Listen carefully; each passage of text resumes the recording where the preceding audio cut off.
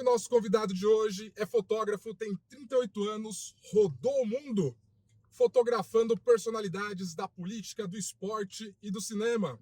O nome dele é o William Volkov.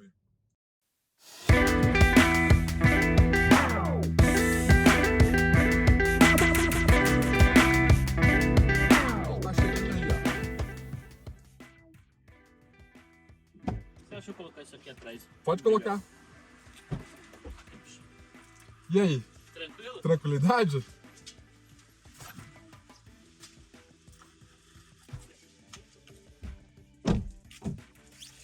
E aí, como que você Como tá essa força aí? Tudo De bem? boa? Tranquilo? Tudo jóia.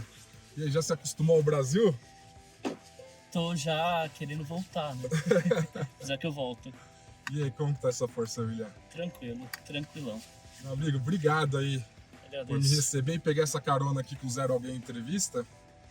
E a ideia aqui é mostrar um pouco da sua história, que é uma história muito rica, muito bacana, e para você contar e inspirar outras pessoas. Mas antes de a gente começar, eu queria que você relembrasse como a gente se conheceu, William. O que eu lembro, não sei se foi isso, mas eu acho que foi. Doação de sangue, um negócio de doação de sangue lá no Hospital das Clínicas, No uma Hemocentro. pauta, no Hemocentro, uma pauta com alguns Alexandre- jogadores, Alexandre né? Padilha estava Alexandre lá, Padilha era o ministro da Saúde, Aham. né? Isso. Eu lembro disso e a gente se cruzou ali no corredor, alguma coisa assim, Exato. e rolou uma sintonia legal na Aham. época, né? Eu lembro que foi mais ou menos Aí assim. você viu o barulho de sirene, você já quer fotografar né? Apesar que essas pautas de cotidiano diminuiu muito, né? Com a redução de velocidade, essas Aham. pautas aí diminuiu muito. Mas eu lembro desse dia aí que tipo, a gente se cruzou do nada, meio que se ajudou em alguma coisa ali. E acho que foi assim que a gente se conheceu, em 2009, isso? Não, foi acho que 2013, 2014. 13, 14? 2013, Tá. 2014. Foi antes da Copa ali, E o Volkov, é assim que pronuncia seu sobrenome? Exatamente assim. Ele É pequeno, só que quando você lê a primeira vez, você fica na dúvida. Como que pronuncia isso? É Volkov, é exatamente assim. Qual que é a origem desse sobrenome?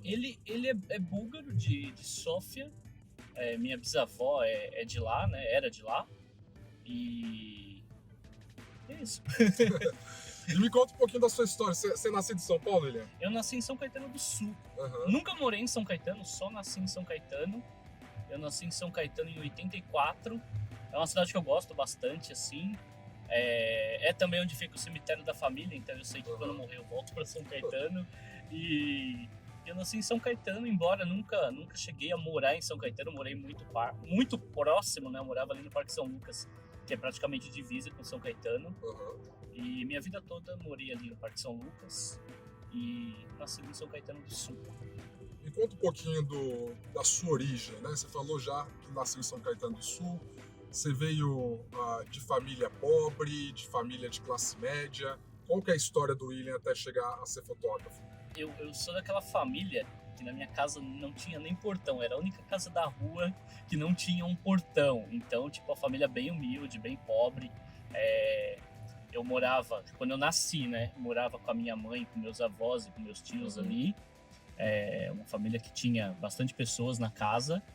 E foi assim, aí eu cresci nesse ambiente, só que acabou, vamos dizer assim, da minha infância ali, de quando eu nasci aos meus 14 anos, foi tragédia atrás de tragédia na família. Foi um negócio assim que eu não costumo falar muito, eu já participei de alguns podcasts esse ano falando do geral do trabalho do fotojornalismo, alguns outros trabalhos que eu faço, mas Trazer só você um pouquinho para trás aqui, só para pegar para a enquadrar melhor. Pode falar. Mas para essa parte de família eu nunca cheguei a contar, mas como a tua proposta é mostrar do zero a alguém, eu achei muito legal e eu acho que talvez seja o momento de mostrar esse outro lado que eu acho que ninguém conhece, assim, só pessoas muito, muito Que próximas. bacana, obrigado pela... Imagina. E eu acho que isso sim serve para inspirar. Porque assim, essa sucessão de tragédias foi relacionada à morte, relacionada à saúde. Então eu cresci num ambiente assim que tipo bem difícil assim. Vamos dizer assim, aquela pessoa que tinha tudo para dar errado, tudo para não dar certo. E eu fui evoluindo. Deixa eu contar aqui para não gerar uma ansiedade. Com 2 anos e 8 meses eu perdi minha mãe. Então eu Nossa. sou órfão de mãe desde os 2 anos e 8 meses, só que eu também não tenho pai. Porque minha mãe ela foi vítima de feminicídio, então eu perdi minha mãe com 2 anos e 8 meses. Falar sobre isso hoje pra mim é fácil, mas a convivência nesses anos todos foi tipo meio que... E conforme você vai crescendo, você vai entendendo a situação de que levaram a essa morte, a perder ela. Então você vai tipo, com o tempo você vai meio que maturando a cicatriz, né? Então eu perdi ela com 2 anos e 8 meses. A partir daí, minha avó e meu avô começaram a cuidar de mim, minhas tias também. Os irmãos da minha mãe, irmãs da minha mãe, começaram a me cuidar de mim. Então, tanto é que minha avó, eu passei a vida inteira, eu perdi minha avó ano passado, mas a vida toda, assim, eu chamava minha avó de mãe, o tempo todo. Tipo, mãe, mãe, mãe, mãe. Não bastasse esse problema, na época que minha mãe era viva ainda tinha alguns problemas de saúde. Eu tive alguns problemas de rim, de pedra no rim, de bexiga, pedra na bexiga. E com isso, minha mãe já me levava no hospital para tentar identificar, só que quando ela era viva, não identificaram ainda qual problema de saúde eu tinha. Eu era bem magrinho, tipo, eu era aquele que fala, nossa, isso aí não vai engordar nunca. Tipo, era aquela criança bem raquítica mesmo. Apelidos, lombriga seca, essas coisas, era comigo mesmo. Esses eram os apelidos que me davam. E aí depois que minha mãe morreu, minha avó continuou indo comigo no hospital e tal.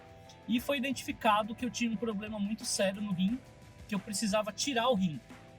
Aí ali mais ou menos 6, 7 anos de idade, eu precisava fazer a retirada desse rim. E foi tipo assim, um negócio que, como eu era muito magro, foi sugerido pelos médicos, faz um laser para destruir as pedras e para tentar tirar essa infecção do rim, tirar uma parte. Só como eu era muito magrinho, muito pequeno, não era viável. Então a solução era cortar, tirar o rim, e foi o que foi feito. Fui para cirurgia, tiraram o rim, só que coisas de semanas depois identificaram que a infecção que estava em um rim passou para o outro rim. E sem 2 rins não dá, né? Aí imediatamente o médico mandou para cirurgia de novo, eu fiz uma raspagem no rim que sobrou. Então eu não tenho o rim que sobrou inteiro, né? E fiz essa cirurgia e tal. Passou essa cirurgia, eu comecei a ter problema de bexiga.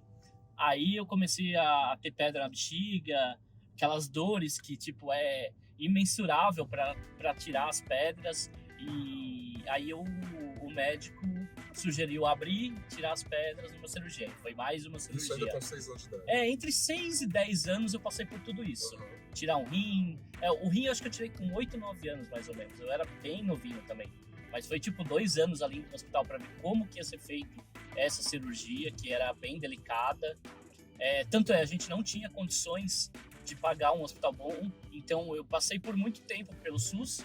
Então eu fui muito no hospital. Tanto eu peguei essa época, uma outra parte da história assim, que eu acho interessante. Lembra do Hospital Humberto II, que era ali na Paulista, lembro, que é o Matarazzo, ali, o Hospital Matarazzo? Eu frequentava... Tem o nome da rua ainda, né? Isso. Eu frequentava ali esse hospital e, tipo, os médicos eram tudo dali. Só que aí veio aquela notícia que o hospital ia fechar. O hospital tinha que fechar, eu tava no meio do tratamento, isso foi um pouco antes da cirurgia.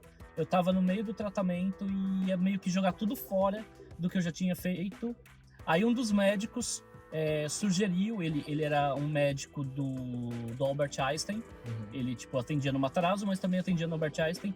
Ele sugeriu tentar uma vaga que a assistência social tinha dentro do Hospital Matarazzo, tentar isso. Aí uma tia minha, com contato com alguns políticos, conseguiu uma vaga para mim nessa parte social do Albert Einstein. Então eu fiz todo o tratamento no Albert Einstein de forma gratuita, através dessas assistência social que o hospital tem. Então, tipo, vamos dizer assim, foi mais ou menos isso que fez com que eu tivesse a continuidade com o mesmo médico, com toda a situação crítica ali de saúde que eu passei. Aí foi bem, bem complicado. Aí nesse meio tempo eu ainda perdi meu avô. Meu avô também cuidava muito de mim, ele faleceu nesse meio tempo. E foi tipo assim, uma infância que... Tanto é que teve a segunda série ali, a primária, a segunda série, eu repeti. Mas eu não repeti por indisciplina, por não estudar. Eu repeti por falta. Então, tipo, eu perdi, vamos dizer assim, 1 ano escolar ali por causa de falta. Mas, claro, do outro lado ali a vida foi salva e eu consegui retornar. Aí com 13, 14 anos o médico me deu alta alta geral, assim, seguindo todo o tratamento e tal. Aí ele falou, ó, a partir de agora, você não, dificilmente vai ter outro problema. Talvez no futuro você tenha que fazer um transplante de rim, mas hoje é só você se manter tomando água, fazer o básico, né, para o rim funcionar. Então eu tenho que manter o meu rim funcionando o tempo todo. Então eu nunca mais tive problema, nunca mais precisei frequentar hospital, mas foi uma infância que, vamos dizer assim, a minha maior parte de infância eu me formei em medicina, né? Porque eu passei mais tempo em hospital do que em outro lugar. Essa é a parte de olhar sempre pro lado positivo, embora tenha tido tragédia. Embora tenha tido a tragédia, se eu tivesse feito uma faculdade de medicina nesse tempo, eu já teria formado. E por que você imagina? Tudo tem um motivo, né? Tudo tem um motivo. Nenhuma folha cai da árvore sem que Deus permita, sem que o universo determine alguma coisa para as nossas vidas. Por qual motivo você acha que tudo isso aconteceu na sua vida? Eu acredito que isso acaba acontecendo, jamais pra gente querer, mas acaba dando uma força. Eu sinto que por muitas outras situações, poucos mais difíceis, não tem como ter uma situação mais difícil que essa, mas outras situações eu meio que tirava assim tranquilamente por já ter passado por tanta coisa, assim, então muitas coisas que muita gente não valoriza, eu acabo valorizando um pouco mais justamente por isso. Pelo fato de, tipo, a força que eu ganhei, vamos dizer assim, querendo ou não, por mais difícil que foi um puta aprendizado. Foi muito aprendizado, assim. E aquilo, a convivência sem minha mãe é muito, tipo, vamos dizer assim, aquelas Dia das Mães na escola, faz um negócio pra mãe, eu tinha que ir lá fazer pra avó e tal. Eu tratava como mãe, mas não é a mesma coisa, né? Você acaba sentindo. Tipo, aí você sempre pensa daquele outro lado, caramba, e se tivesse aqui, como que teria sido tudo isso? Você pensa um outro lado também. E seu pai é vivo? Então, eu não tenho informação, desde tudo aconteceu, nunca conheci, não sei, não tenho a mínima ideia. E isso gerou revolta em você em algum momento da vida? Não, por incrível que pareça, não, porque, vamos dizer assim, pela pouca, talvez assim, se tivesse acontecido comigo com uns 10, 15 anos, eu teria outro pensamento. Mas eu era muito novo, tanto é que no dia do velório da minha mãe, no dia do enterro, ela tava pulando, brincando lá no meio do velório, nem aí. Porque não tinha noção nenhuma do que estava acontecendo. Entendi. Então essa falta de noção, claro, você vai crescendo, vai falando, caramba, tipo, por que fez isso, pra quê? Aí você fica meio que assim, mas nunca, vamos dizer assim, eu nunca tive interesse em querer saber mais detalhes, não, talvez para não vir uma certa revolta, mas em termos de revolta não, eu trato como totalmente indiferente, entendeu? E em que momento você decidiu ser jornalista e ser fotógrafo também? Olha, vamos dizer assim, eu fui um adolescente meio que rebelde, né? Tipo, meio que não, acho que todos os adolescentes são, não adianta falar, fui adolescente rebelde, todo mundo vai falar, eu fui um adolescente rebelde. Eu não lembro o que eu aprontei na escola, com uns 13 anos. Eu sei que eu fui pra diretoria, minhas tias foram chamadas na escola, deu uma auê. Eu sei que isso foi numa sexta-feira, e numa segunda-feira, uma das minhas tias, ela trabalhava numa agência de turismo. E ela tinha o contato de uma outra agência de turismo que o ex-chefe dela era muito amigo dela, muito próximo dela, e na época ele estava precisando de um office boy. E naquela época, 13, 14 anos, você poderia trabalhar tranquilamente, né? Não é que nem hoje que, tipo, o moleque só posso trabalhar depois de 16, 17. Naquela época dava pra trabalhar. E ele me deu um espaço lá, tipo, claro, toda a minha rebeldia de escola, minha tia pegou e falou, não, vamos tentar colocar ele num outro caminho pra ter uma salvação, porque senão ele vai começar a se envolver com pessoas que não deve se envolver, então vamos pôr ele pra trabalhar. Aí eu comecei a trabalhar com esse amigo da minha tia, e ele, tipo, era uma pessoa muito gente boa, muito tranquilo, assim. E tem até uma história do meu primeiro dia de trabalho, eu tinha 13, quase 14 anos. Ele, naquela época, não tinha celular, então a gente pegava só aqueles guias que tinha de nomes de rua. Office boy tem que conhecer um guia. E eu tinha que fazer, naquela época, outra história que aconteceu naquela época. Você não pegava passagem, imprimia e ia para o aeroporto, ou punha no celular e ia para o aeroporto. Naquela época você tinha que buscar a passagem na companhia aérea para entregar para o cliente. Então a passagem chegava e a gente entregava pro cliente, né? Aí eu tinha que buscar uma passagem, tinha uma passagem lá que eu tinha que era para entregar para um dos clientes. Aí ele falou, ó, na rua Harmonia, fulana de tal. Beleza. Eu fiquei 1h15 em cima do guia procurando a rua Harmonia. E eu ficava. E eu, caraca, essa rua. Aí eu virei, o nome dele era Jorge, e falei, seu Jorge, eu não tô achando a rua. Ele, peraí, deixa eu ver. Claro, a harmonia é com H, não é com A. Aí aquele dia eu falei, meu Deus, olha aí. Tipo, claro, 13 anos, você fala, porra, caraca. Aí eu me senti um analfabeto. Porque eu perdi 1h30 ali procurando o negócio. Nunca mais errou, né? Eu nunca digitou essa palavra errada depois disso. Eu falei, eu nunca mais quero, tipo, passar. Tipo assim, na época eu não encarei como vergonha, mas hoje eu falo, foi uma vergonha assim que, tipo, porra, analfabeto. E aí eu lembro que naquela época, eu fui aquele aluno que a partir dali, todas as professoras de português eram minhas melhores amigas. Eu gostava muito das aulas de português, eu tentava entender ao máximo. E até na época eu cogitei, falei, não, vou fazer uma faculdade de letras, porque tem tudo a ver, tal, pro conhecimento. Só que eu lembro que teve um período que eu passei por uma psicóloga e ela me deu um teste vocacional, aquilo que a gente faz mais ou menos nessa idade, né? E tudo que eu respondia batia comunicação.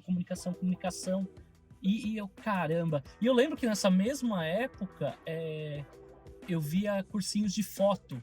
E eu falei, pô, tem uns cursinhos de foto legal. Eu ficava tentando entender como que a foto era feita. Como que se apertava um negócio, batia no espelho, numa caixa e a foto saía. E aí eu comecei a estudar foto e ao mesmo tempo eu ligado em comunicação. Eu, caraca, mas em comunicação, com o que eu poderia trabalhar? E não sei o que lá. Eu fiquei muito pensativo nisso.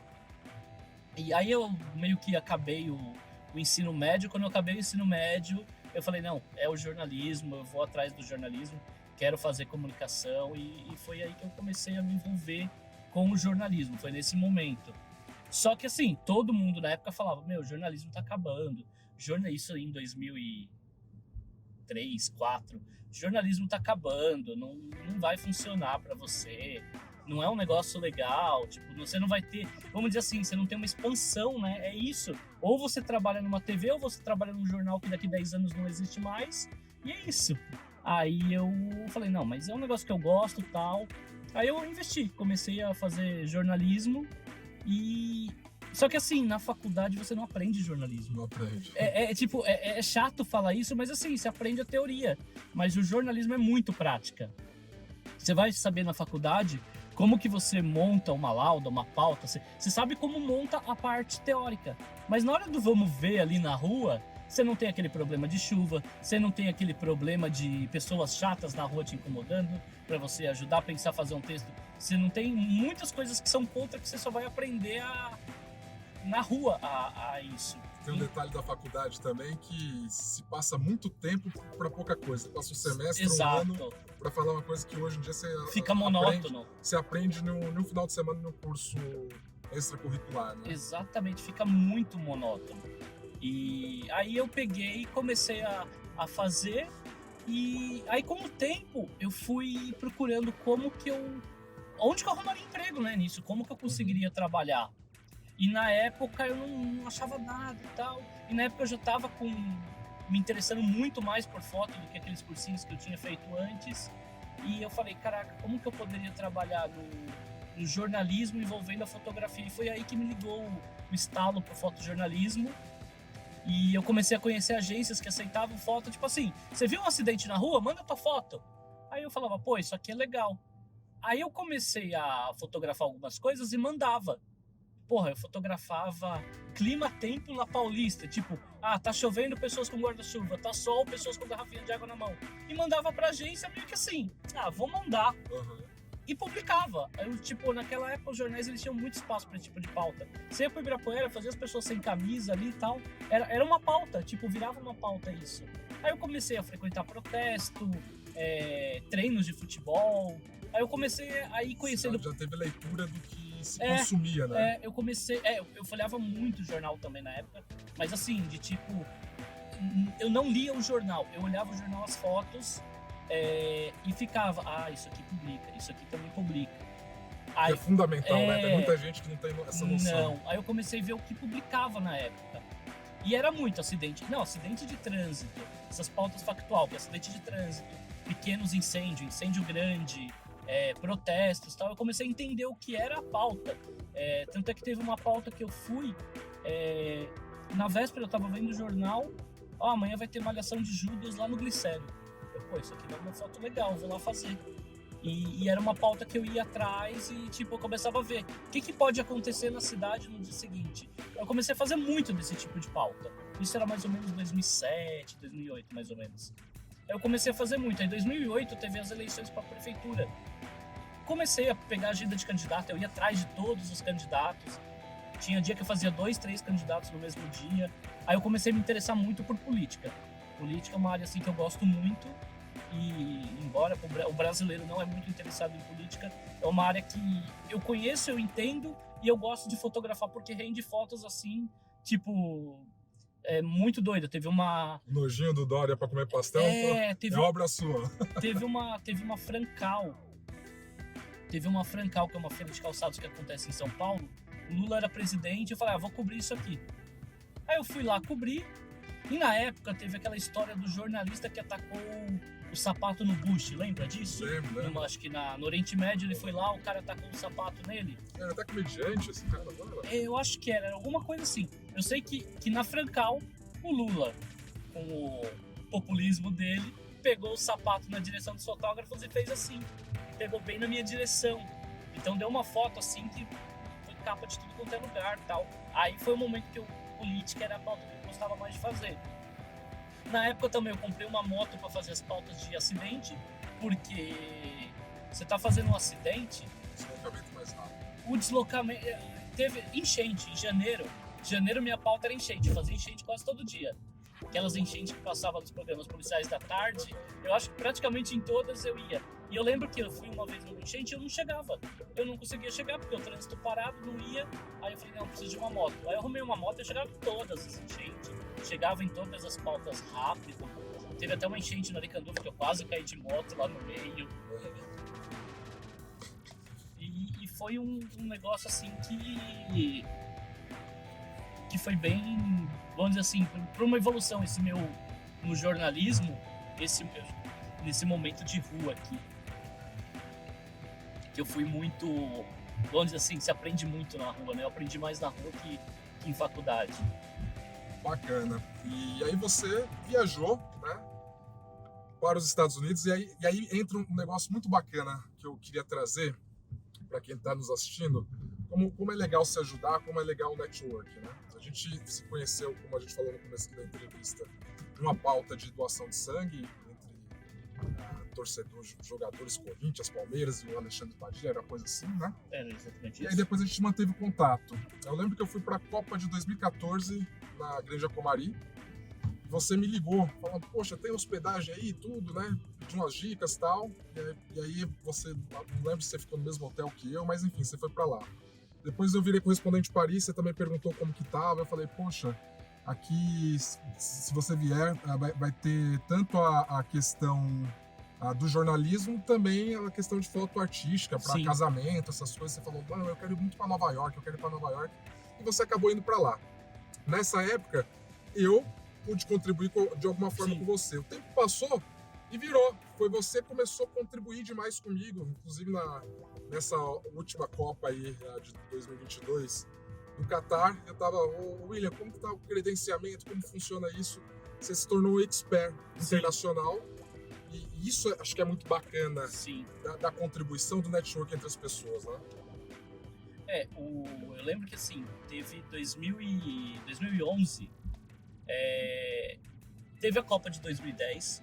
Eu fiquei muito assim, puta, quero ir, mas na época eu não tinha condições para ir, não sabia muito a logística de como funcionava. E nesse tempo eu fui estudar como que funcionam as coisas. Em 2011 teve o Mundial Feminino na Alemanha. Aí eu fui para a Alemanha fazer essa Copa do Mundo Feminina.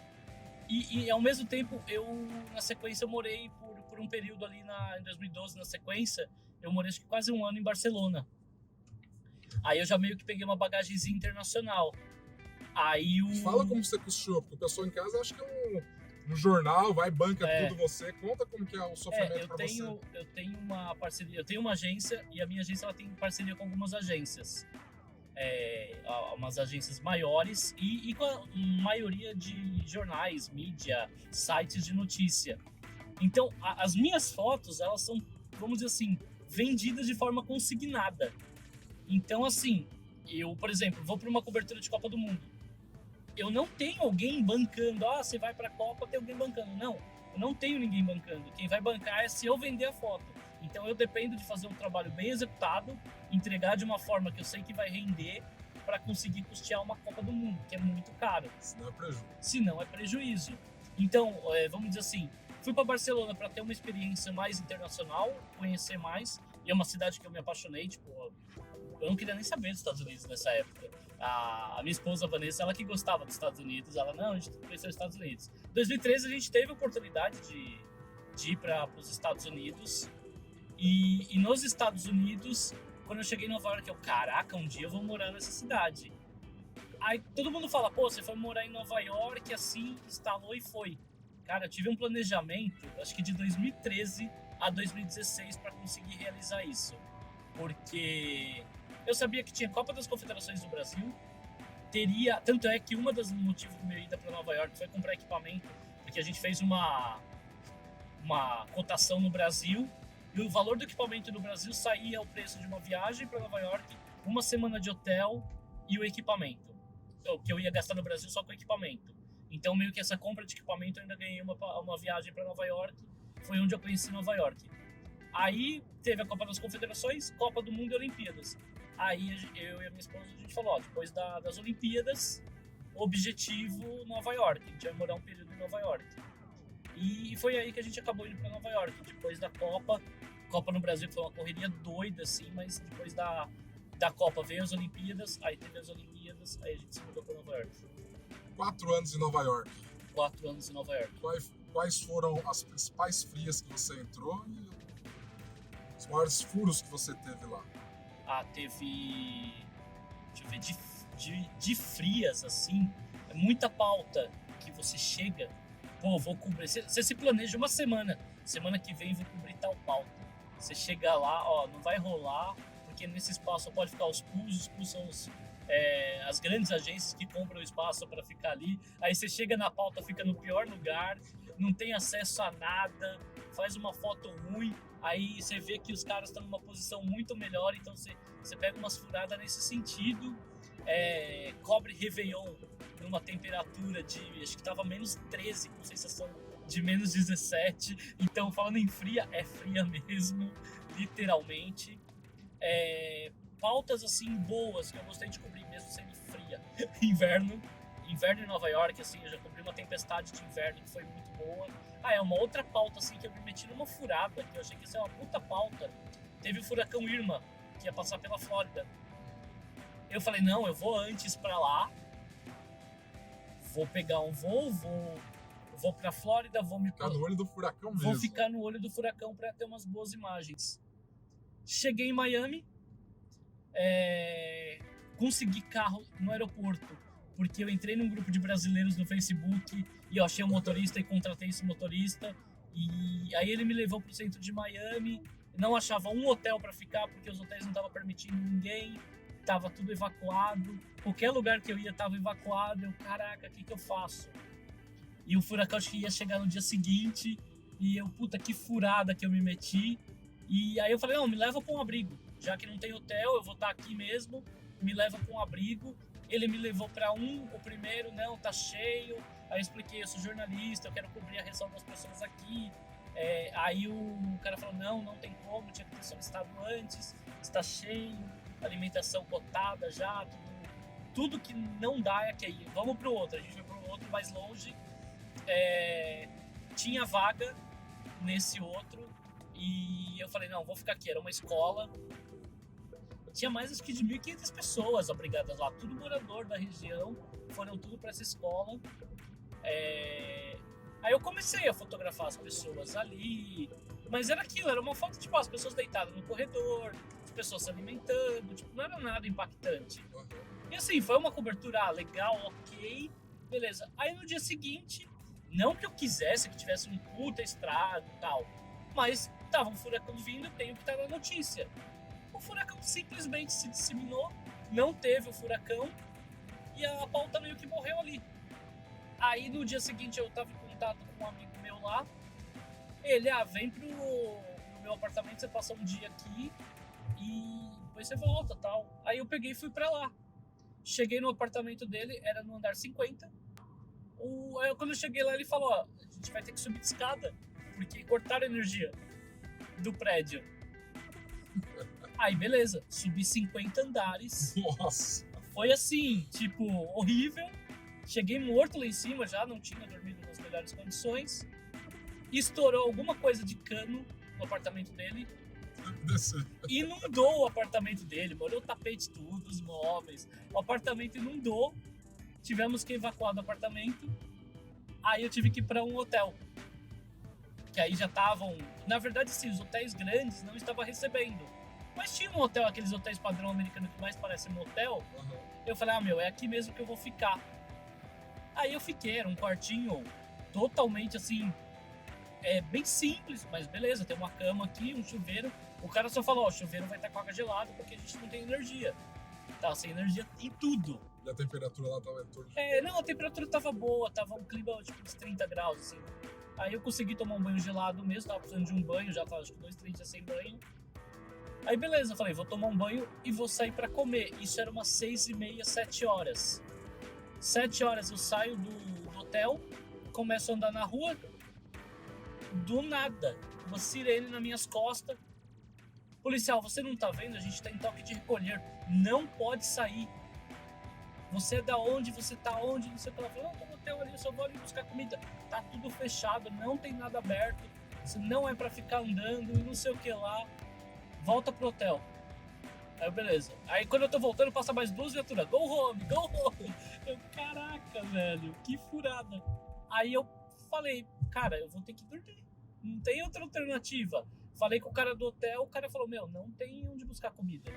E eu fiquei sem comer à noite.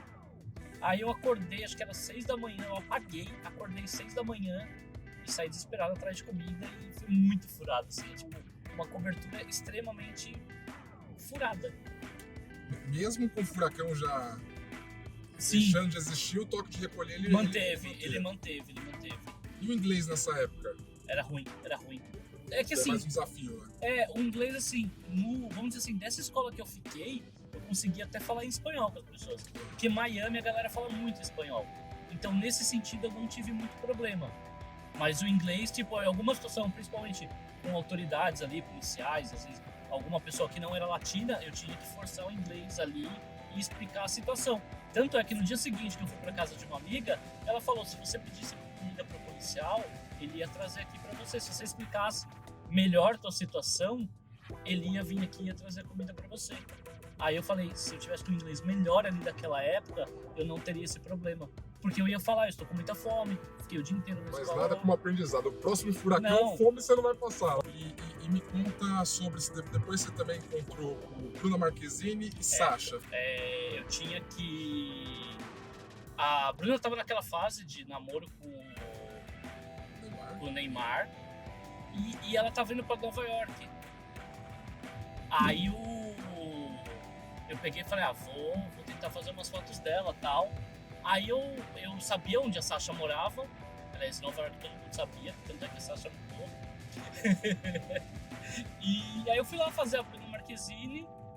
Aí eu peguei e fiz umas fotos dela. Ela precisava divulgar uma bolsa também. Aí eu aproveitei e falei, não, a gente faz aí e tal. Aí eu fiz esse trabalho pra ela. E depois do nada disso, a gente ainda foi embora de metrô. Tipo, aí eu tô no metrô, tem até uma foto no meu Instagram, tá? Eu, a Bruna, a Sasha andando de metrô, tipo, na placa do metrô. Doido. Isso é muito aleatório. Né? Isso é muito aleatório, muito aleatório. E as meninas são bacanas? São tranquilas. Bacana. E como que é, assim, menino que nasceu em São Caetano, teve todo esse processo que você contou da história de perder a mãe com 2 anos de idade, ter problema de saúde, de repente tá em Nova York com a filha da Xuxa e com a namorada do Neymar. Tipo, é meio que assim, só, não é nem questão delas, só o de estar em Nova York você já fica meio que, tipo, porra, da onde eu vim pra onde eu fui. Aconteceu, eu fui uma final de Champions League em 2012 e quando começou eu tava no campo fotografando e tem aquela cerimônia de abertura, aí teve o Garrett tocando o hino da Champions no violino E na hora que começou a tocar, meio que sabe quando cai uma ficha, você fala, caraca, olha aonde que eu tô. Então foi um negócio muito, muito doido, assim. De tipo, caraca, da onde eu vim, não sei o que eu tô fazendo aqui, e tipo, tô aqui, tipo, você para e pensa, caraca, toda a trajetória que eu tive, tudo que eu fiz, e eu tô numa final de Champions League, em Nova York é meio que assim também, tipo, pô, eu tinha tudo pra não dar certo, e tô aqui em Nova York, aqui nem fotografando Sasha, Luca Marquezine, Lucas Jäger e tantas outras pessoas que eu fotografei lá, que é muito doido isso. E quem foram as personalidades que mais te marcou, que você mais gostou de fotografar e que tem uma história bacana? Cara, uma que eu adorava fotografar, fazia muita pauta em São Paulo, eu gostava muito, muito de fotografar a Hebe Camargo. Fiz ela já, tipo, recebi nota de hospital muitas vezes, fiz ela em eventos muitas vezes, e todas as vezes que encontrava com ela era tipo uma querida, assim, não só comigo, mas com todo mundo que tava ali. Tipo, ela era uma pessoa muito, muito diferenciada, com uma luz muito boa. Eu gostava de ir na pauta dela, não era nem pela foto, era pela energia que ela tinha, que era muito, muito boa, assim mesmo. Porque o artista em geral, ele pouco ignora, né? O jornalista, o fotógrafo. E às vezes não é nem por maldade, né? Às vezes é tipo, é tanta gente em cima, tanta gente em volta, que a pessoa, numa forma de se blindar, ela dá meio que uma ignorada.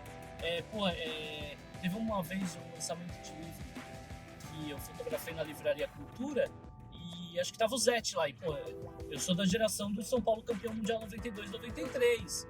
E eu encontrei com o Zete, ele me tratou com uma diferença, eu fiquei, porra, velho, eu admiro tanto o cara, e o cara me tratou tanto. Só que assim, hoje eu entendo que, tipo, vamos dizer assim, cada pessoa vai se comportar de um jeito. Mas na época eu fiquei muito chateado, eu falei, nossa, ele poderia dar uma atenção melhor, né? E com a Hebe ela dava uma atenção muito boa pra todo mundo. Mas eu acho que no caso do Zete deve ter sido o dia, porque eu já sim, tive inúmeras oportunidades. eu tive outros encontros com ele, com o Raí, que eu meio que mudei a visão. Mas aquele primeiro encontro com ele foi o que ficou. Eu, caraca, velho, porra, admiro tanto o cara. A última vez que eu encontrei com o Zete foi no filme do Cafu. Tá. Foi uma situação. Eu já fui na casa do Cafu, num evento. E aí, como foi? Ah, foi da hora. Pô, da hora. Aleatório, né? Você olha de um lado, tá Netinho de Paula, do outro lado, Zilu. Foi muito doido esse dia aí também.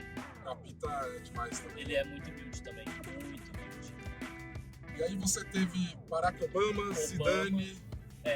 O Obama eu fotografei em Brasília. Ele veio pro Brasil naquela primeira vez em 2011. Aí eu fui fazer a Dilma recebendo ele. E, porra, eu tava no pico da rampa do Palácio do Planalto, que a Dilma tava de pé na minha frente, ela ia receber ele, então a foto era ele vindo.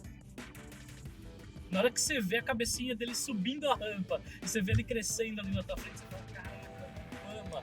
É um cara que eu fiquei olhando assim, fotografando meio que incrédulo. Porra, eu tô fotografando o presidente dos Estados Unidos. Eu já tinha fotografado o Jimmy Carter, no encontro do Serra, do Palácio do Governo. Não lembro, talvez, acho que você tava nessa pauta aí. Do Serra com o Jimmy Carter. E, tipo, o Jimmy Carter, tipo, uma postura de presidente, assim, que onde, assim, é uma figurinha que eu gostei pra caramba, tem um personagem legal. Mas o Obama subindo aquela rampa foi um negócio que marcou muito, assim, muito. E eu fui fazer o sorteio da Copa de 2014 e tinha vários jogadores, né? Aí teve uma coletiva de imprensa e do nada entrou uma coletiva Ronaldo, o Materazzi, entrou uma galera na coletiva e vem vindo o Zidane, assim, caraca, o Zidane. Porque assim, Copa de 98 marcou muito, né, pro brasileiro. Mesmo não ganhando, foi uma Copa que o Zidane ficou brasileiramente conhecido, né? Ele já era conhecido mundial, mas na Copa o Brasil passou a conhecer quem era o Zidane mesmo. E na hora que eu vi o Zidane chegando assim, uma puta presença, eu falei, caraca, o Zidane. Então foi, vamos dizer assim, eu faço muito jogador de futebol, então eu tô acostumado. Mas o Zidane foi um que deu uma mexida, assim, caraca, o Zidane. E eu ficava, caraca, eu fotografei o Zidane. Você sabe o ponto que eu já joguei bola com o Zidane, mas de uma forma de brincadeira. Né? Você vai entender por quê. Em 2009 ele veio pro Brasil a visitar comunidades carentes, se não me engano ele foi na Paraisópolis, aí teve um jogo beneficente de Paineiras na região do Morumbi. Tá. Meu irmão, ele é árbitro de futsal. E nesse dia, ele não tava, ele tava de folga, ele tava apitando, né? Ele falou, vamos lá assistir o jogo, com os colegas meus que vão fazer o jogo. Levamos, e aí tive que comprar um pacote de alimentos, essas coisas. E assim, de forma relâmpago, os ingressos esgotaram, que eram 5 pessoas, e falou, vamos tentar ir lá na carteirada, né? Me deu um agasalho da Federação Paulista, ele foi com a dele, chegamos lá. Aí conseguimos acessar, né, como membro da federação. E na hora de subir ali a escadaria para entrar na quadra, faltou um cara que mexe no placar, que é um árbitro também, né? E aí chamaram meu irmão, porque meu irmão era da federação, eu falei, vou ficar onde? Eu subi também, na caruda. Igual o impostor do que tinha do Pânico, sabe? Aí entrei, subi lá na quadra, aí os caras, o que é esse? É o delegado da partida, aí eu lá sem função nenhuma. Nossa. E no meio da quadra para receber o Zidane, sabe quando você recebe o pessoal de basquete, ou como eles entram na NBA, todo mundo lá, um batendo sim, sim. Todo mundo esperou o Zidane pra entrar. Então o Zidane já deu um tapinha na minha mão, eu enfileirado ali, perfilado junto com os jogadores. Tava Rivelino, tava Odair, Márcio Santos, Manuel Tobias, tinha uma galera muito bacana. Aí tá bom, teve o primeiro tempo, aí chegou no intervalo do primeiro pro segundo tempo, tava Odair, Rivelino e o Zidane aquecendo, um tocando bola pro outro. Eu fui no meio e toquei a bola pro Zidane e levou pra mim, eu toquei pro Rivelino. Pronto, joguei ou não joguei com o Zidane? Então isso foi um negócio que me marcou. Aí meu irmão ficou bravo pra caramba comigo, porque acharam que fosse ele, né? Que tava ali brincando, e ele tomou uma baita já encarcada do pessoal, porque tava sendo transmitido ao vivo pelo Sport TV. Imagina a bagunça. Mas enfim, eu dei uma mitada naquele dia ali, bem bacana. Caramba. Agora, William, você foi pra Copa do Mundo, você fotografou ali o Mbappé sendo campeão do mundo em 2018 na Rússia. Sensação única. Foi. Tipo, eu fotografei acho que 15 jogos da Copa da Rússia. Aí teve um jogo assim, eu acho que eu cobri França e Dinamarca na fase de grupos. França e Dinamarca foi o pior jogo da Copa na fase de grupos, um jogo que terminou 0-0. Foi um jogo que não me rendeu foto nenhuma, entre aspas, porque eu vendi muito uma foto agora na Euro passada do... Nossa, deu branco o nome dele? Da Dinamarca, que sofreu parada cardíaca lá, o Christensen Eriksen. Eu tenho uma foto dele que ele entra nesse jogo França e Dinamarca. Voltou, ele tá jogando no Manchester agora. Ele entra em campo assim, fazendo assim pro alto no jogo França e Dinamarca. Subi a foto, legendei a foto, mas esse França e Dinamarca foi um jogo horrível. Acabou 0-0. Sabe aquele jogo de comadre que os dois estão classificados? Vamos ficar tocando a bola aqui. Foi assim o jogo. E eu vendi muito agora na Euro, quando ele teve um problema de saúde. E depois eu fiz aquele França e Argentina, que acho que foi 4-3, 4-2 nas quartas de final. E foi a corrida do Mbappé. Foi aí, eu fotografei toda aquela sequência dele correndo. Caraca, velho, esse cara corre muito. E aí teve a final. Claro, teve antes o Brasil e Bélgica lá, que foi bem chato. E teve a final e eu cheguei muito cedo no estádio. E do nada eu peguei uma posição que eu jamais imaginei que eu ia pegar no campo. Me colocaram numa posição muito boa. E dos 4 gols da França, 3 correram pra lá. Então eu tenho o gol do Pogba correndo pra mim, os gols do Mbappé correndo pra mim. E foi assim, foi um jogo assim foi um dos jogos que eu mais gostei de ter fotografado, pela questão fotográfica mesmo, que me rendeu fotos muito, muito boas, e pela questão de ser uma final de Copa do Mundo. Eu perdi um computador nessa final, então o glamour do fotojornalismo. Nenhum jogo da Copa, você não vai ver nenhum jogo da Copa tendo chuva, nenhum jogo da Copa choveu. Porque eles tinham um esquema químico que eles jogavam nas nuvens, segurava a chuva. E na cerimônia de entrega da taça, tava previsto chuva na hora do jogo, conseguiram segurar essa chuva e na cerimônia o Putin atrasou. O Putin atrasou muito. E a gente ficou lá na beira do campo esperando. Só que assim, para você fazer uma foto de taça do mundo, normalmente ela é entregue na tribuna. Então, de qualquer lugar do campo, você vai ter a foto boa. Nessa Copa, eles inverteram. E a taça foi entregue no campo. Na hora que acabou o jogo, todo mundo foi pra cordinha que a FIFA organiza, correu pra fazer a foto. Eu me posicionei muito bem no meio. Perfeito, daqui eu não saio. Aí eu não tava com capa nenhuma das 3 câmeras que eu tava comigo. E meu computador ele ficou na lateral da minha bolsa, ele ficou na linha de onde estava posicionado no campo. Ou seja, ficou ali na linha de fundo, na lateral da minha bolsa, que não tinha proteção nenhuma também, não estava dentro da bolsa. Do nada, você sente uma gota gigante, tá, no braço, outra, tá. Eu olhei pro lado e falei, eu não vou sair daqui. Se eu sair daqui, eu não consigo essa posição mais. E a câmera que eu tava usando, ela é toda vedada, então eu sabia que não teria problema com a câmera, mesmo sendo eletrônica. Mas eu esqueci do computador. E eu esqueci que eu não tinha guardado o computador direito. Aí quando fiz a foto e tal, quando voltei, eu tenho um canal do YouTube que tem todos os vídeos de bastidores da Copa e mostra como eu saí em estado todo molhado daquele jogo. E quando eu voltei, que eu fui o computador não ligava. Aí, o que acontece no pensamento? Eu tenho foto, mas eu não tenho como mandar essa foto.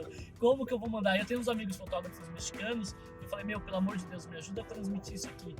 Aí eu peguei, separei algumas fotos na câmera e a câmera ela consegue mandar via cabo de rede. Tem muita ajuda, né? Entre Sim. colegas, né? Aí, como eles tinham que editar as fotos, eu tinha que ficar esperando. Só que nesse tempo de ficar esperando, eu falei, eu vou tentar mandar pelo cabo de rede. E a Vanessa tava na edição pra mim. Então eu comecei a mandar as fotos pelo cabo de rede e a câmera, quando eu ligava, ela começava a disparar do nada, por causa que molhou alguma coisa ali também. E o equipamento não era meu, era da Canon, que a Canon fornece equipamento pra gente. E eu falei, puta que pariu, como que eu vou pagar esse equipamento se quebrar? E não sei o que lá. Aí tem uns stands lá na sala de imprensa da Canon. Eu cheguei pro cara e falei, meu, essa câmera, eu preciso tirar água dela imediatamente.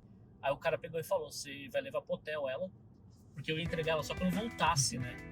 Você vai levar ela pro hotel, vai deixar no lugar que ela possa secar. Amanhã você vai ligar ela, ela vai estar funcionando. Esse cara tá maluco, né? Não é possível que vá acontecer isso. Arroz, isso tem isso também, de tirar a umidade. Só que aí eu deixei no canto lá no hotel pra secar. Deixei no dia seguinte, eu liguei. Ok, tava funcionando perfeitamente. Não tive problema, mas aí o computador já era. O computador encharcou todo, perdi tudo ali. Agora a gente contou sua história pessoal, profissional. Queria que o William, depois de toda essa bagagem que você carrega com você comentasse sobre personalidades que você teve a oportunidade de ver, de fotografar. Escrever o que você acha dessas pessoas. Como a gente falou aí da Copa do Mundo, fala um pouco sobre Mbappé e Neymar. Quem que você acha que vai chegar na Copa do Mundo no melhor momento? E que você comentasse também da briga dos dois. Tá, o que você acredita que é verdade, o que é fofoca? Eu acredito que os dois vão chegar bem na Copa. O Neymar, eu sinto que ele tá com sangue nos olhos, ele tá quieto, ele não tá se expondo muito. Tem essa treta lá no Paris, né, que o Mbappé manda tudo lá e tá pegando pesado com o elenco, né? Teve até a história aí semana passada do Pogba fazendo magia negra pro Mbappé, que ninguém sabe se é verdade ou não, né? É que o Mbappé, a mãe dele é a manager dele, a empresária dele, e ela manda muito ali em Paris. Ela é, tipo, bem respeitada no próprio Paris Saint-Germain. Então, o que o Mbappé pede vira meio que é lei, né? Só que assim, o relacionamento que a gente vê em campo ali, tanto é pênaltis recentes que a gente vê o Neymar e o Mbappé ali na bola, a gente vê que tipo, o Mbappé, eu quero bater, aí o Neymar, tipo, eu que vou bater, e você sente o clima, não tá legal entre os dois. Na Copa, eu acho que a França vai ser uma seleção que vai incomodar como vem incomodando não vou falar desde 98 que eles ganharam, mas vem incomodando muito ali. 2006 tirou o Brasil, chegou na final, o ano passado foi campeã, bateu em todo mundo. Então a França tem um elenco muito, muito bom, muito forte. E eu acho que isso aí pode pesar no sentido de um salto alto. Porque por mais porque vamos dizer assim, a gente tá ganhando tudo, a gente tá trocando tudo, então eu acredito que a França pode chegar num patamar de salto alto na Copa.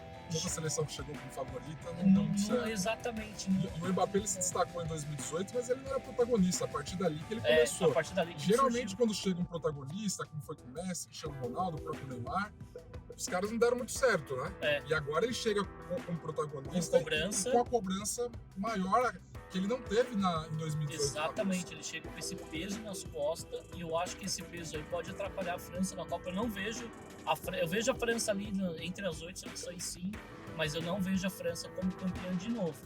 O Brasil, eu vejo assim, pelas pessoas que eu converso, muito desacreditado. Só que assim, os números do Brasil não mentem. O Brasil tá com uns números absurdos. Eliminatória, e a gente quebrou todos os recordes possíveis de eliminatória. E o Tite é um puta, além de uma boa pessoa. Você já trabalhou com o Tite ali, você sabe como que ele é. Na casa do Tite. O Tite é um cara muito gente boa. Eu acho que assim, ele merece essa Copa. O Brasil merece essa Copa por 2 motivos. Por estar desacreditado e pelo BO que a população vai enfrentar numas eleições aí. Pensou, o Brasil ganhou uma Copa do Mundo de pouco, porque a Copa, pela primeira vez, a Copa vai ser depois das eleições. Então pode ser que tire um peso dessas eleições que está tumultuada. Então eu vejo que o Brasil vai chegar aqui nem em 94 nessa Copa. Desacreditado, mas que tem muita chance de ganhar. Um exemplo foi aí não só o Brasil, tá? A Argentina, porque assim, o europeu tá muito acima, assim, se acha muito acima no futebol hoje, com razões, mas teve aí a final da Supercopa da UEFA, Itália e Argentina. Você viu o que a Argentina fez? Atropelou a Itália, mas a Itália tá fora da Copa, porra. Mas a Itália ganhou a Euro. A Itália tá fora da Copa por um simples detalhe de um erro em um jogo. E aí, vamos supor que chegue...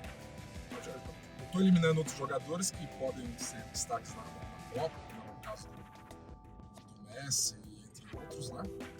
Embora o Messi já esteja em declínio de carreira, mas não deixa de ser um fracasso. E tem o Benzema aí, melhor do mundo. Enfim, tem muita gente. Mas se a gente for limitar a Mbappé e Neymar, qual que é a sua aposta e por quê? Anthony. Não, entre Neymar e Mbappé. Tá. Entre Neymar e Mbappé, eu acho que o Neymar, o problema do Neymar, ele entra muito em pilha. Jogadores de outras seleções sabem que se coloca uma pilha nele, ele pega e ele tira a concentração dele. Se ele manter a concentração que ele tem quando ele entra em campo até o final do jogo, sem probleminhas com terceiros dentro de campo, eu acho que é do Neymar. Agora, se ele tivesse problema, eu acho que o Mbappé está na frente. Mas o Mbappé, se 2 jogos ali na fase de grupo, a França não for bem, eu acho que a cobrança do Mbappé pode pesar muito. Agora o Mbappé é bom de bola, isso sem dúvida, mas ele tá muito longe do patamar de um cara como o Neymar. Sim, também acho. Ele é o cara explosivo, né? Que nem se o Haaland estivesse na Copa, seria a mesma situação. É o cara que vai fazer o gol ali, é o cara que vai chegar bem. Só que assim, comparando com a marcação que ele tinha em 2018 com a marcação que ele vai ter em 2022, vai ser diferente. Então eu acho que os espaços, ele vai ter que buscar muito mais espaço para jogar do que o que ele tinha. Agora entrando na política, te colocando em polêmica, não para saber qual que é o seu voto, qual que é a sua coração. Você teve a oportunidade de entrevistar, de fotografar o Lula e o Bolsonaro também? Já, eu fiz o Bolsonaro na Assembleia Geral da ONU e fiz ele em alguns eventos aqui em São Paulo.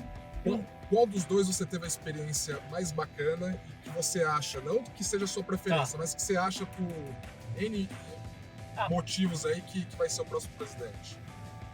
Pelo populismo, Lula. Populismo, assim, eu não tô falando das eleições agora, tô falando da minha convivência. Cara, eu já fui em evento com Lula, com o PIB do Brasil, onde estavam os empresários mais ricos do país, e o cara fala bem para aqueles caras. Mas eu também já tive com Lula em evento de catadores de papel, morador de rua, e o cara fala com esses caras de um jeito da mesma forma. Ele consegue, a oratória dele é boa tanto pro rico como pro pobre. Já o Bolsonaro eu sinto um pouco de dificuldade. Mas assim, a dificuldade do Bolsonaro é que ele fala sem pensar, ele sai falando. Então, isso também atrai empatia do público dele. Sim, então, vamos dizer assim, o Lula é extremamente populista, mas o Bolsonaro ele tem esse populismo também por falar justamente assim, ele fala umas coisas que ele falou e tá falado. Então eu vejo assim muito páreo os dois assim. São muito parecidos, cada um do seu lado, né, do seu campo. Muito parecido. Agora em quem eu vou votar eu posso falar. Eu não vou conseguir votar porque é bem no dia que eu tô voltando pra Nova York, vai ser o dia das eleições. E se fosse votar? Vota secreto, deixa pra lá? Vota secreto, deixa pra lá, mas não, no nos dois, aí eu não daria meu voto para nenhum dos dois, pelo menos no primeiro turno, eu não daria meu voto para nenhum dos dois, porque eu vejo problema nos dois e eu não vejo eles entregando solução. Eu não vejo as eleições agora, porque assim, é a primeira vez na história que a gente tem um ex-presidente com um presidente. Então, vamos dizer assim, a gente tem julgamento de governo. O Bolsonaro tem como julgar o governo do Lula e o Lula tem como julgar o governo do Bolsonaro. Não é uma novidade. Não é uma novidade. Embora o Bolsonaro ele tenha essa perca de pandemia, que a gente não tem como avaliar um governo do Bolsonaro no meio de uma pandemia, porque a situação é totalmente atípica. É a mesma situação lá dos Estados Unidos. Se não tivesse a pandemia, o Trump seria reeleito. Teve a pandemia e ele não foi. Agora falar de uma figura que você morou nos Estados Unidos, que ela tá lá fazendo um sucesso tremendo, que é a Anitta. O que a Anitta significa pra você? Não sei se você tem um gosto musical, que gosta dela, mas da personalidade dela, que ela representa fora do país. Ela é uma personagem que eu nunca fotografei. A Vanessa fotografou 2, 3 vezes. A Vanessa já fotografou ela até patinando no Central Park. Mas assim, a Anitta, eu vejo muito... É que nem a história do Neymar. Se o Neymar não fosse brasileiro, todo mundo ia dar um puta valor pra ele. Como ele é brasileiro, o brasileiro meio que desmerece o brasileiro. E a Anitta eu vejo nessa mesma situação. Porra, a menina saiu do meio da favela, ela saiu do lugar ali onde não... Tipo, ela tinha tudo pra não ser nada, pra ser nada, e do nada ela é a cantora mais popular do país, estourando nos Estados Unidos, ganhou um VMA, que nunca um brasileiro havia ganho um VMA. A parte empresarial dela é absurda, a parte de gestão dela é absurda. Pelo que eu vi no documentário dela, ela quer saber do momento que fecha um contrato até o contrato sendo executado. E isso aí, para um artista, é muito, muito além. Então eu vejo a Anitta como um personagem que em vez das pessoas falarem é a Anitta, é uma funkeira, é isso, é aquilo, meio que tentar se espelhar e buscar um exemplo para a própria vida, porque ela é um exemplo, querendo ou não. Quem que é pra... Você falou dela, que você não teve a oportunidade de fotografar. Existe uma personalidade que você se lamenta, fala, poxa, esse eu queria ter fotografado, até hoje não consegui por um motivo específico? Silvio Santos, óbvio, Silvio Santos assim, seria um personagem que eu gostaria muito de fotografar. Vanessa também já fez algumas vezes, fez ele votando, fez ele no Teleton. Eu nunca fotografei o Silvio Santos. É um personagem que eu gostaria de ter feito. Eu acho que é isso, acho que era tipo um assim que eu falei, pô, queria ter feito Silvio Santos e tal. E claro, Ayrton Senna, né, mas aí já não teria como, pela questão de, vamos dizer assim, de geração, né? Você não sabe, cara, o Silvio Santos, ele não me deu autógrafo quando eu tinha 13 anos de idade. Caraca. Meu irmão trabalhava, o primeiro trabalho do meu irmão registrado, eu tinha 13, meu irmão estava com 16 para 17 anos, eu trabalhava numa sorveteria italiana no Shopping Morumbi. E aí, no final de semana, poxa, lá na periferia, diversão, shopping, ficava do horário que meu irmão entrava até o horário que ele saía. Perambulando no shopping, né? Era a minha diversão no final de semana. E teve um dia que eu encontrei o Silvio Santos e toda a família, tinha muita gente com ele. Poxa, foi a primeira vez que eu me recordo que eu vi um artista. E hoje a gente vê muito a intimidade do artista por rede social, uma série de coisas. Naquela época era uma distância gigantesca, né? Que essa curiosidade de você saber o que acontecia com cada um era maior. E olha quem é o Silvio Santos, né? O Silvio Santos é uma personalidade gigantesca aqui no Brasil. Aí chega um menino da periferia perto do Silvio Santos e pede um autógrafo. Ele não deu, ele ficou segurando o suspensório assim, deu uma risada e falou, não, se eu der um autógrafo pra você, todo mundo vai me pedir. Eu fiquei frustrado de tal forma. Nossa! Não, o Silvio Santos é um personagem que tipo, eu gostaria de fazer. E de internacional assim, eu tinha... Nossa, eu sempre, desde pequenininho, era muito fã da Shakira. Assim, de doente. Aí no dia que eu fui fotografar o Obama em Brasília, na véspera teve uma agenda da Dilma com a Shakira. Eu falei, eu vou nessa agenda. Aí eu fiz a foto lá da Dilma ganhando o violão da Shakira e eu me decepcionando com a Shakira, tá? Eu já me decepcionei com a Shakira. Porque a Shakira ela é baixinha. Então quando eu cheguei, você vê uma puta mulherão das fotos que você vê nos vídeos. Aí você chega na frente dela, ela é muito baixinha. E tipo assim, ela não tava arrumada pra um show, ela tava só pra um encontro ali. Então ela tava muito normalzinha, assim, caraca, a Shakira, velho. Depois eu fotografei ela na Copa também, então ela se apresentou e tal, mas a Shakira foi uma que eu me decepcionei. Agora, chegando ao final da nossa entrevista, eu queria que você deixasse aí sua mensagem para quem saiu do zero, quem está no zero ainda, ou que está no meio do caminho da jornada, para ter força e esperança para se tornar alguém. Baseado na sua história e na sua bagagem, o que você pode orientar uma pessoa na questão de dicas, enfim? Eu acho que assim, você pode ficar desacreditado de muita coisa. Tipo assim, você pode desacreditar de muitas coisas. As pessoas podem desacreditar de você, tipo, desacreditar, tipo, você não vai chegar em lugar nenhum. Muita gente escuta da própria família, isso você não vai conseguir. A própria família acaba empurrando as pessoas para baixo. E eu acho que a primeira pessoa que tem que confiar e acreditar em você é você mesmo.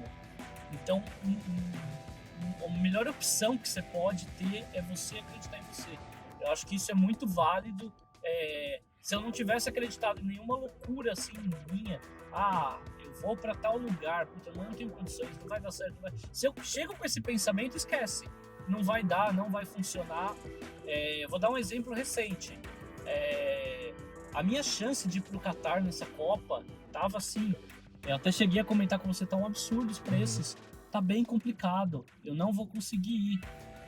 E aí eu falei, não, eu vou correr atrás, vou tentar, vou ver as opções. Aí eu tenho a parte do credenciamento, ok. Mas e a parte de hospedagem, a parte aérea? Eu falei, não vou conseguir e não sei o quê. Aí eu tive uma sacada, tive uma ideia, depois em off eu te conto. Eu tive uma ideia e eu tô assim, hotel ok e tô com aéreo ok. Só que por eu ter parado, pensado e acreditado que ia dar certo e criado, tipo assim, vamos dizer assim, é nas dificuldades que a gente cria alternativas, né? E é isso que você tem que acreditar em você e consiga criar alternativas no seu dia a dia, que eu acho que você consegue chegar onde você quiser, para você olhar para trás e falar, caraca, olha, eu vim lá de trás, aquele menininho órfão, para onde eu cheguei aqui, aquele menininho órfão sem mãe, aonde que eu cheguei, tipo isso. Qual que é o maior defeito, na sua opinião, do brasileiro, daqueles que não conseguem prosperar, não conseguem alcançar o sucesso? Qual, não defeito, mas ponto a desenvolver que a população em geral tem em comum? Eu acho, em relação, cuidam muito da vida alheia. É que nem aquelas piadas que tem. Meu vizinho chegou com um carro novo. Deve estar trabalhando com uma coisa que é ilícita. Não deve estar trabalhando com uma coisa séria. E a vez do cara, tipo, correr atrás do dele, ele se preocupa muito com a vida alheia. E eu acho que que nem nos Estados Unidos eu fui numa palestra e lá eles falam, não existe perdedor. Tudo que você correr atrás, tudo que você conseguir, mesmo que você não dê certo, você é um vencedor por ter ido atrás e batalhado. Já o brasileiro não. Se você tá indo bem, se você vai atrás, você é um perdedor, você é um fracassado. Agora, se você consegue, você está fazendo alguma coisa errada. O que você está fazendo não é legal. E não é por aí. Então, o brasileiro, para ele conseguir mudar um pouco isso, acho que ele tem que mudar o pensamento, vamos dizer assim, aquele efeito manada. É que nem o exemplo da Anitta aí. Você vê todo mundo pergunta, todo mundo, Anitta, Fê, para. Mas é ela que tá dando certo, é ela que tá fazendo acontecer. Tem muito do pessoal que dança funk escondido em casa, mas não, por conta de uma desaprovação social, tem vergonha de falar que gosta de tal gênero musical. Seria muito nessa linha também. Se você tá numa roda de amigos e eles estão falando, o Neymar cai muito. O Neymar se joga muito no jogo. Vai todo mundo daquilo lá, o Neymar se joga muito. Mas de 2018 pra cá, quantos jogos do Neymar você assistiu no Paris Saint-Germain ou no Barcelona? Você às vezes não tá nem assistindo o jogo do cara e tá falando que ele se joga muito. Que marcou, né? Eu tenho escutado muito aqui a história do Ochoa, goleiro do México. O cara só para. E nos Estados Unidos eu acabo assistindo muito jogo do futebol mexicano, porque é o que passa. E eu assisto muito jogo do América do México. Aí você escuta gente falando, o cara só aparece na Copa do Mundo.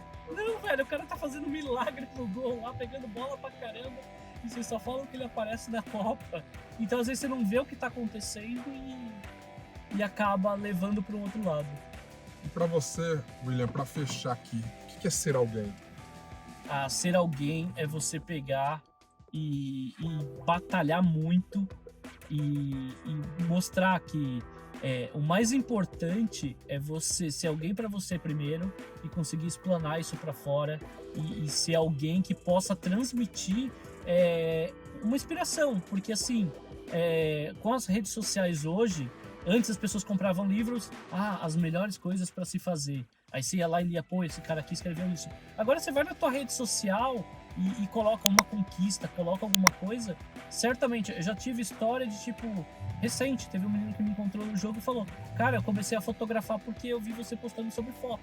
Então, tipo, ser alguém é você transmitir o que você faz para outras pessoas e essas pessoas poderem não copiar, mas a parte de se espelhar eu acho que é muito legal. Muito bacana. Mensagem final para quem está te assistindo? Eu gostei muito de ter participado, muito feliz, muito lisonjeado com o convite. E acredite em você, principalmente acredite em você, que eu acho que é muito importante isso. Cara, muito obrigado por compartilhar a sua história que você não tinha contado para ninguém. Algo que eu tenho buscado é fazer um briefing ali da entrevista mais o menos possível para que seja surpresa para mim também. E eu agradeço demais ter compartilhado, viu? Obrigado. Parabéns pela história. Valeu. Boa Copa do Mundo. Vamos torcer que o Brasil traga o caneco e que você tenha mais uma história do Hexa para contar na próxima entrevista. E ver o Brasil perder a Copa é muito chato. É muito chato. Principalmente pessoalmente, o clima, assim, ficou um clima horrível entre toda a imprensa brasileira, entre as pessoas que estão ali. Então, eu também... Muita gente, falando isso de novo, do brasileiro não acreditar em si, muito brasileiro vai falar, não, o Brasil não ganha essa Copa, não tem chance. E eu sou um dos que acredita bastante, e se ganhar, a gente comemora. Eu acredito, eu sou muito mais seleção brasileira do que clube, que é Sim. um pouquinho a contramão do que eu também. É o comportamento do brasileiro. E eu vou dar uma de mãe de Ná aqui, viu? O Brasil vai se vingar de todos os algozes que ele passou no Argentina, Alemanha, França, Bélgica. E se der, dá pra pegar a Bélgica também. Mas a Bélgica Bélgica não tem tanta mágoa, não. Mais esses três. Passou desse, vai ser o Hexa. Lindo, né? Vai ser o melhor título do Brasil, beleza? Obrigado. Obrigado, Marcos. Obrigado pra você que acompanhou. E vamos nos esforçar para sair do zero e chegar a alguém. Um abraço a todos. Beijo grande. Valeu, galera.